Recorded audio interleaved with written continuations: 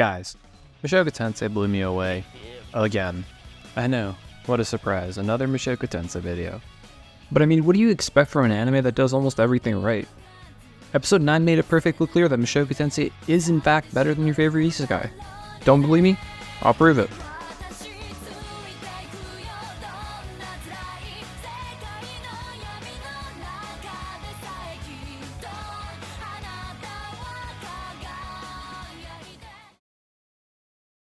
Sometimes you see a performance that just leaves you in awe, those gems of pure talent and hard work that make you question everything you know about the medium. Whether it's through the dialogue, the visuals, or just those tear-jerking moments, this anime never fails to deliver. And yet, how does that make it better than any of the other well-made isekai? I mean, there are plenty of anime adaptations of isekai stories that are fundamentally well-built, so why is Mushoku Tensei better? The answer is variety. Look, I'm sure there's going to be plenty of people who really don't agree that Mushoku Tensei is the best isekai. Mushoku Tensei is ass. And that's totally fine, because what makes something entertaining to one person might not be consistent amongst everyone. But one thing I can say is an undeniable fact. Something that very few other than Mushoku Tensei seem to have is a handle on the variety in the aspects of their qualities. All I mean by that is there's not necessarily one weak point or one major strong point in the way that the story is constructed. The reason it's so easy for me to make a bunch of videos reviewing different aspects of Mushoku Tensei is because there's clear care and attention to every detail in every aspect.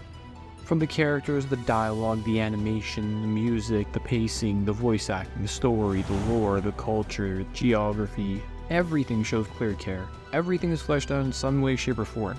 While a story like Re:Zero might focus most on perfecting the characters and the dialogue, Mushoku Tensei spreads itself much more.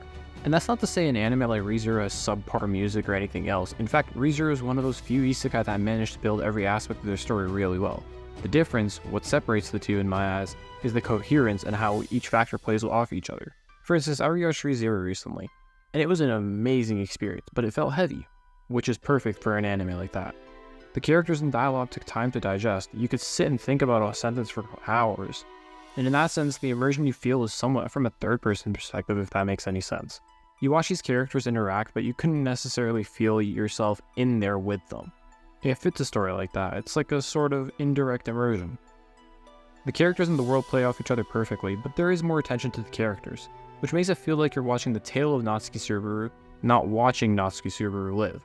Meanwhile, in Mushoku Tensei, the characters have deep themes, but it's not the main focus, or at least not much more than anything else.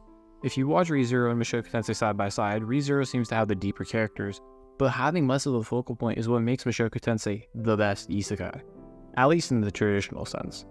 Because in essence, what is an isekai anime?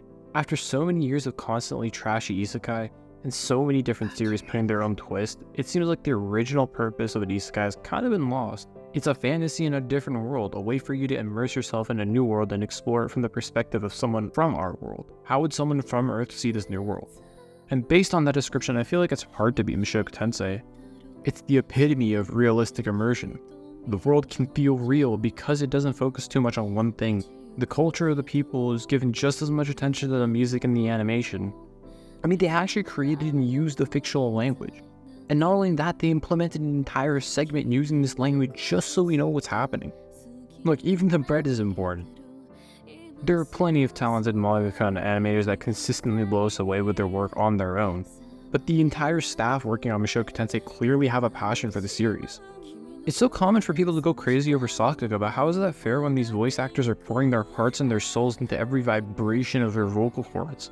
They vocalize the words on the page into sounds from the back of their throats with all their souls, those heart-wrenching vocals that make us shudder, accompanied by music that permeates your soul. They fit together perfectly like a puzzle built to make you reach your climax. It's an aspect of Mushoku Tensei that I've rarely seen people talk about, and in episode 9 of Mushoku Tensei really pounded it into people. The voice acting in all Mushoku Tensei has been actually amazing, and I think episode 9 made people realize that. I can still hear Rudeus scream in my ear, but screaming isn't the only thing that wows me about the voice acting.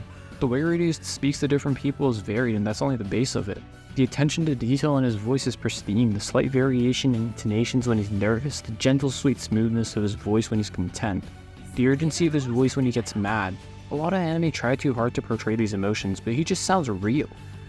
Even the screams aren't just loud yells, they come from the back of the throat. They have the perfect pacing, volume, range, articulation. They fit perfectly with the diction of the story and the rhythm of the music. And that coherence is what makes something feel real. The passion for making anime is necessary in every part of the production, from the author's publication all the way to the studio's TV release. The author contributes a well-made world with characters and culture to fill it, and the studio brings it to life. It's what I try to do in my videos, and so if I can bring out the best qualities of an anime, then my job is complete. You can let me know if I did alright by dropping a like or subscribing if you enjoyed the video. Thanks for watching, peace.